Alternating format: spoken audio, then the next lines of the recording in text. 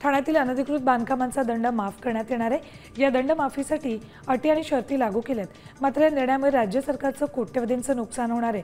महापालिका निवडणुकांच्या तोंडावर सरकारनं अनधिकृत बांधकामाला संरक्षण दिल्याचा आरोप विरोधकांनी केलाय।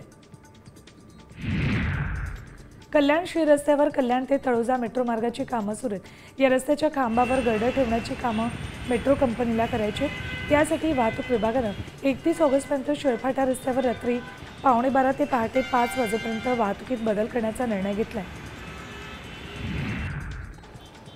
कोकण म्हाडा लॉटरीची मुदत 26 ऑगस्टपर्यंत वाढवली आहे। आधी 13 ऑगस्टला अर्ज भरण्याची शेवटची तारीख होती। म्हाडा कोकण बोर्डानं 5285 घरांची लॉटरी जाहीर केली। म्हाडाचे सर्व्हर डाऊन असल्याचा फटका अर्जदारांना बसत असल्यानं आता मात्र त्यांना दिलासा मिळाला आहे।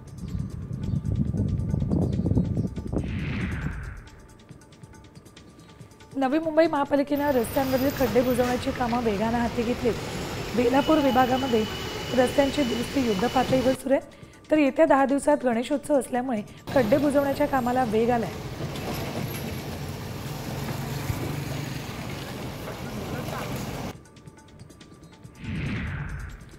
नवी मुंबई ते मुंब्रा जोडण्यासाठी एक नवा प्रकल्प सुरू होतोय। काटई नाका ते मुंब्रा असा 6 किलोमीटर लांबीच्या उन्नत प्रकल्पाला किनारपट्टी क्षेत्र नियमांसंबंधी परवानगी मिळाली। MMRDAनं हा प्रकल्प हाती घेतला।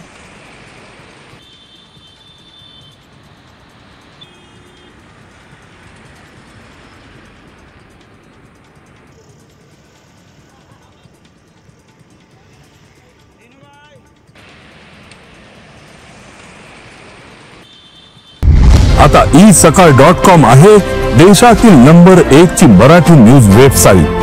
प्रत्येक अपडेटसाठी isakal.com ला नक्की भेट द्या।